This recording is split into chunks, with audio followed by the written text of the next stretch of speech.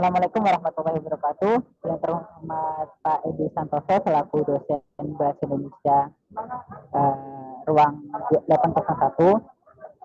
Kami dari kelompok 4 ingin mempresentasikan hasil artikel kami, hasil buku tim kami yang berjudul analisis penggunaan material pasir silika untuk konstruksi bangunan pelindung pantai di tengah laut. Di sini kami ingin memperkenalkan diri terlebih dahulu. Yang pertama saya, yaitu Putra Noval Tabasam dari Departemen Fisika dengan ISO 500122120. Bisa lanjut teman-teman yang lain. Saya Mitsa Seven Yuda Pradana dengan NNP terakhir 50012211012. Saya Ilham Adipata dari Departemen Fisika dengan NRP akhir 036. Saya Yesa Gracia Natasha Sahara dengan NRP akhir 096.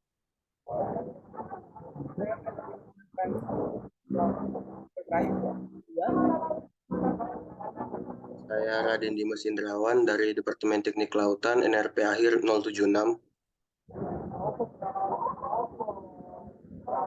Saya Muhammad Farnoval dari Departemen Teknik Kelautan dengan NRP akhir 100. Saya Zaidan Arsa Sultana dari Teknik Kelautan dengan NRP akhir 43. Di presentasi ini kami akan membahas sesuai dengan judul kami. Yang pertama itu kami akan mempresentasikan latar belakang mengapa kami membahas judul ini, apa saja kasus yang ada di lebih khusus di Surabaya ya, di Kenjeran. Setelah itu kita mengumpulkan dasar teori, beberapa dasar teori yang kami ensemble, yang kami gabungkan untuk metode penelitian kami. Setelah itu kami akan menjelaskan metode penelitian, dilanjut dengan hasil dan pembahasan dari diskusi kami, dari dasar teori dan metode yang kami gunakan, lalu ditutup dengan kesimpulan. Oke. Selanjutnya bisa dimulai presentasi dari latar belakang.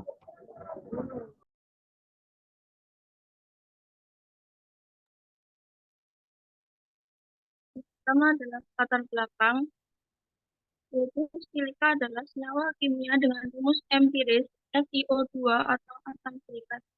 Material ini diperoleh dari mineral asam silikat, kristal nabati, dan sintetis. Seluruh mineral ini merupakan senyawa yang bisa terdapat pada bahan tambang yang berupa mineral seperti pasir kuarsa, granit, dan silika yang mana mengandung kristal silikon dioksida atau SO2. Pasir kuarsa atau disebut juga pasir putih merupakan hasil pelapukan batuan yang mengandung mineral terpenting seperti kuarsa dan feldspar. Pasir kuarsa memiliki komposisi gabungan SiO2, A2O3, CaO, 2O3, CiO2, CaO, MgO, dan K2O yang mana memiliki warna putih, kuning, atau warna lain tergantung komposisi modulnya. Penggunaan pasir silika pada bahan bangunan pelindung pantai yang digunakan untuk pembangunan karena pasir silika memiliki sifat tahan korosi dan kehalusan dari lingkungan laut yang keras. Manfaatan pasir silika tentunya memiliki beberapa kelemahan. Salah satunya memungkinkan kerusakan lingkungan laut. Tetapi dengan pengetahuan yang baik mengikuti pasir silika dan bahan bangunan di tengah pantai, maka potensi kelemahan tersebut dapat dikurangi. Oleh karena itu, penggunaan pasir silika pada bangunan yang terletak di tengah laut harus dilakukan secara hati-hati dan mempertimbangkan dampak lingkungan yang mungkin terjadi.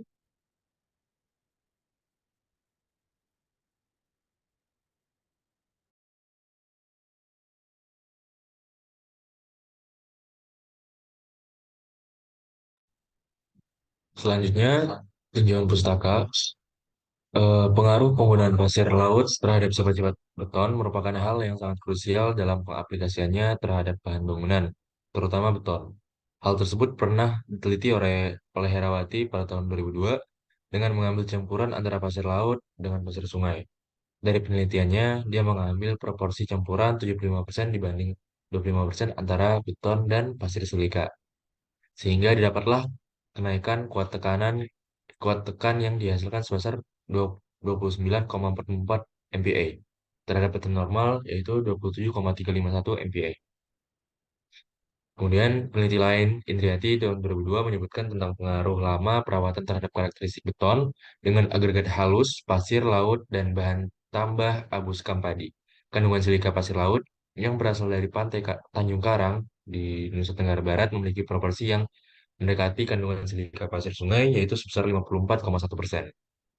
Hasil kekuatan beton yang didapatkan dalam komposisi 50% laut, 50% pasir laut, 15% abu skam, dan 35% pasir sungai pada umur beton 28 hari sebesar 29,4544 MPa, terus 60 hari sebesar 31,546 MPa, dan 90 hari sebesar 32,93 MPa. Silika adalah senyawa kimia dengan rumus molekul SiO2, silikon dioksid, yang dapat diperoleh dari silika mineral, nabati, dan sintesis kristal. Silika mineral adalah senyawa yang banyak ditemukan dalam bahan tambang atau galian yang berupa mineral, seperti pasir kuarsa, granit, dan feldspar yang mengandung kristal-kristal silika SiO2. Selain terbentuk secara alami, silika dengan struktur kristal tridimit dapat diperoleh dengan cara memanaskan pasir kuarsa pada suhu 870 derajat Celcius, dan bila pemanasan dilakukan pada suhu 1478 derajat Celcius dapat diperoleh silika dengan struktur kristobalit. Silika mengandung senyawa pengotor yang terbawa selama proses pengendapan. Pasir kuarsa juga dikenal dengan nama pasir putih dan merupakan hasil pelapukan batuan yang mengandung mineral utama seperti kuarsa dan feldspar.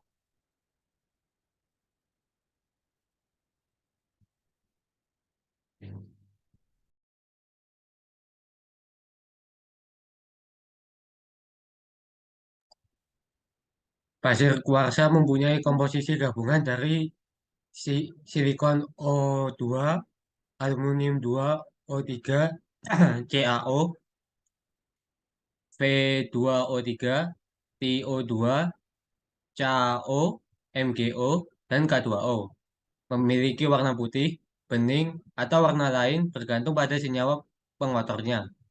Silika biasa diperoleh melalui proses penambangan yang dimulai dari menambang pasir kuarsa sebagai bahan baku. Kemudian dilakukan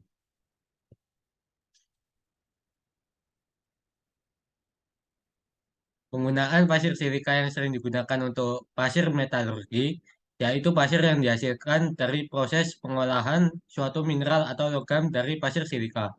Pasir silika banyak digunakan dalam kegiatan industri yang dalam pemanfaatannya digunakan sesuai dengan karakteristik, diantaranya digunakan sebagai produksi pembuatan gelas, pembuatan keramik, penyaring atau filter produksi air bersih, pengecoran beton, sandblasting, untuk membersihkan karat besi seperti mesin, pipa plat, dan lain sebagainya. Dalam pengecoran beton, agregat halus atau pasir silika digunakan sebagai unsur utama dalam pembuatan beton segar pada batching blends lain daripada agregat kasar, semen, dan air, serta bahan tambah berupa aditif. Sebelum digunakan, material pasir silika harus diperiksa terlebih dahulu di laboratorium untuk mengetahui kualitas dan komposisi campuran yang akan digunakan. Bangunan pelindung pantai adalah segala jenis infrastruktur yang dibangun di pantai dengan fungsi sebagai pelindung pantai. Bangunan ini berfungsi untuk mengurangi besarnya gelombang yang sampai di pantai. Beberapa contoh bangunan pelindung pantai antara lain breakwater dan groin. Pemilihan alternatif bangunan pantai untuk menanggulangi abrasi pada pantai perlu dipertimbangkan pada berbagai faktor, seperti faktor hidrooceanografi dan tujuan yang akan dicapai serta pengaruhnya terhadap lingkungan. Sesuai dengan fungsinya, bangunan pantai dibedakan dalam 3 kelompok. Kelompok yang pertama yaitu konstruksi yang dibangun di pantai dan sejajar dengan garis pantai. Contohnya adalah revetment yang berfungsi untuk melindungi pantai dari serangan gelombang dan limpasan gelombang ke darat.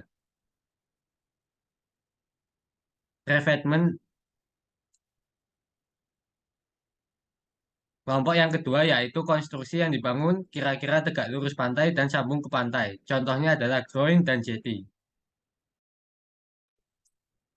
Groin adalah bangunan pelindung pantai yang umumnya dibangun tegak lurus dengan garis pantai. Bangunan groin memiliki fungsi untuk mengubah laju angkutan dan sebagai penahan masuknya transport sedimen di sepanjang pantai ke pelabuhan atau muara sungai. Sedangkan jeti merupakan bangunan yang dibangun tegak lurus dengan pantai dan diletakkan pada kedua sisi di muara sungai. Fungsi dari jeti tersebut adalah sebagai cara untuk minimalisir pendangkalan alur oleh sedimen pantai. Kelompok yang ketiga yaitu konstruksi yang dibangun di lepas pantai dan sejajar dengan garis pantai. Contohnya adalah breakwater. Breakwater merupakan bangunan yang dibuat sejajar dengan pantai dan terletak pada jarak tertentu dari garis pantai. Breakwater dibangun untuk melindungi pantai dan daerah perairan di bagian belakang breakwater dari terjangan gelombang. Keberadaan breakwater membuat energi gelombang ombak yang menuju pantai menjadi terpecah. Breakwater juga berfungsi untuk menahan arus yang membawa sedimen kembali ke laut. Penelitian dimulai dengan pengumpulan data yang diperlukan untuk bangunan di tengah laut.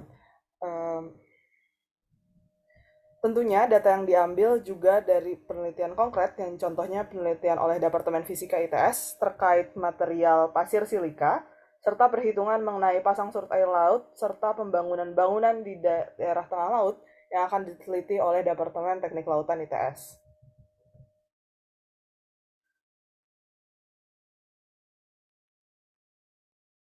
Setelah pengumpulan data dari berbagai sumber, maka perbandingan data dilakukan untuk menentukan validitas hasil penelitian dari penelitian terdahulu dengan berbagai sumber relevan. Berikut beberapa langkah metode penelitian secara lanjut dapat dijelaskan pada poin-poin seperti berikut. Yang pertama, analisis pendahuluan. Analisis pendahuluan dilakukan dengan melakukan brainstorming masalah dan ide-ide baru yang sesuai dengan departemen penulis. Kemudian yang kedua adalah studi literatur. Pelaksanaan studi literatur sebelum pelaksanaan penelitian. Hal ini dirasa perlu agar dalam pelaksanaan penelitian, penulis memiliki pegangan data serta pengetahuan dari penelitian-penelitian yang terdahulu. Yang kemudian adalah pengumpulan data. Pengumpulan data berupa pasang surut air laut di Indonesia, tipe material yang digunakan, dan tipe bangunan yang digunakan. Kemudian ada analisis data. Data yang telah didapatkan pada pengumpulan data kemudian dapat dianalisis sesuai dengan kebutuhan penelitian. Dan kemudian hasil penelitian, sehingga pada penelitian ini dihasilkan sebuah kesimpulan berupa analisis bahan pasir silika dalam konstruksi bangunan pelindung pantai. Alur penelitian untuk alur penelitian yang dilaksanakan dapat digambarkan seperti diagram alir berikut ini. Dapat dilihat sendiri.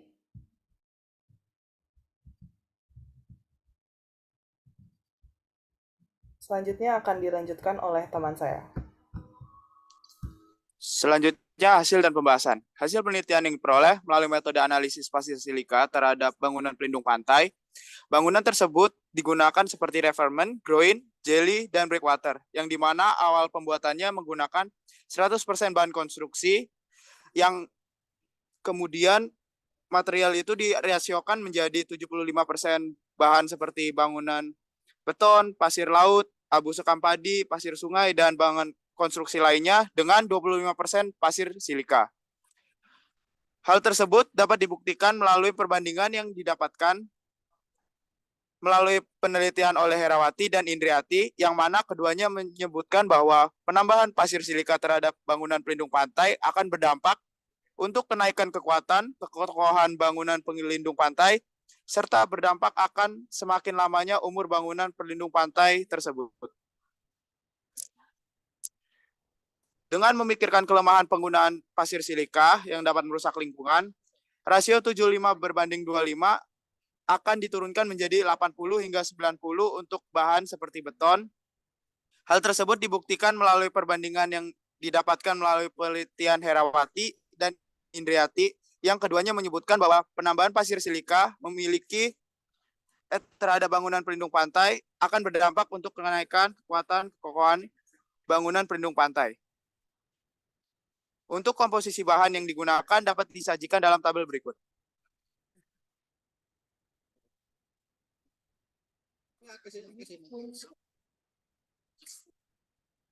Lanjut.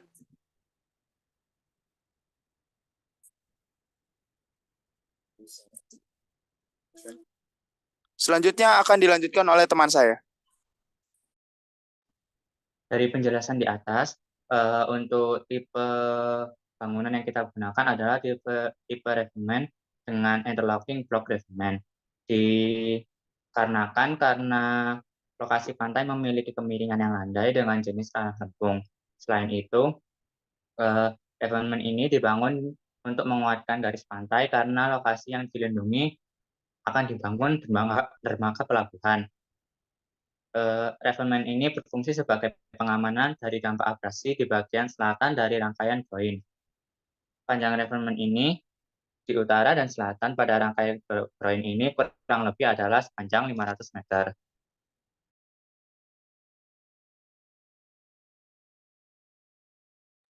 Selanjutnya akan dibahas mengenai kesimpulan.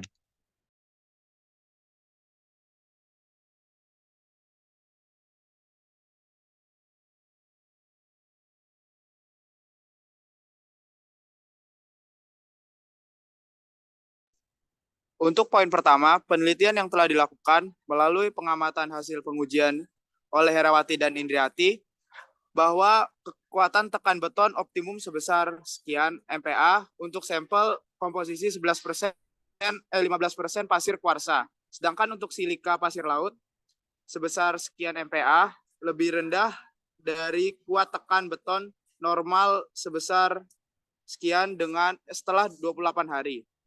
Hasil uji menyatakan bahwa uji retak optimal untuk sampel dengan komposisi 15% pasir kuarsa dan pasir laut sebesar sekian MPa. Walaupun begitu, kuat tarik retak beton akan tetap meningkat. Selanjutnya, persentase kenaikan kuat beton terletak pada umur 60 hari sebesar 7%, sedangkan 90 hari sebesar 11%. Dibandingkan umur 28 hari, uji sampel komposisi 15% pasir kuarsa ke pasir laut. Namun persentase peningkatan kuat tarik beton komposisi 15% namun persentase peningkatan kuat tarik beton pada umur curing 60 hari sebesar 7%. Pada umur perawatan 90 hari sebesar 15%. Lanjut.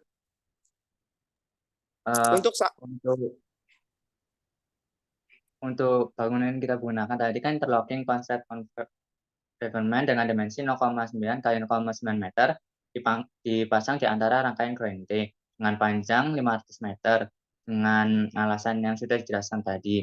Lalu untuk bagian saran sendiri, penelitian ini merupakan penelitian menggunakan dua data hasil percobaan untuk dikombinasikan. Kombinasi yang dipakai adalah kombinasi campuran pasir silika dengan pasir sungai. Kombinasi tersebut digunakan sebagai agregat halus pada campuran beton agar hasil kuat tekan yang lebih tinggi. Pada penelitian selanjutnya, dengan penggunaan agregat halus yang sama, diharapkan dapat mengadakan pengujian yang lebih lengkap. Misalnya pengujian untuk mendapatkan modulus elastisitas dari beton. Untuk penelitian ke depannya, dapat lebih spesifik mengenai daerah pantai yang dijelaskan.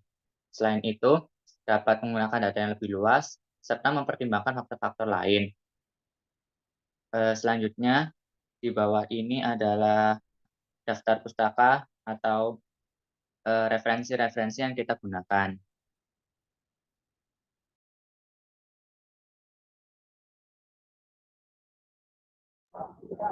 Baik, mungkin sudah selesai ya.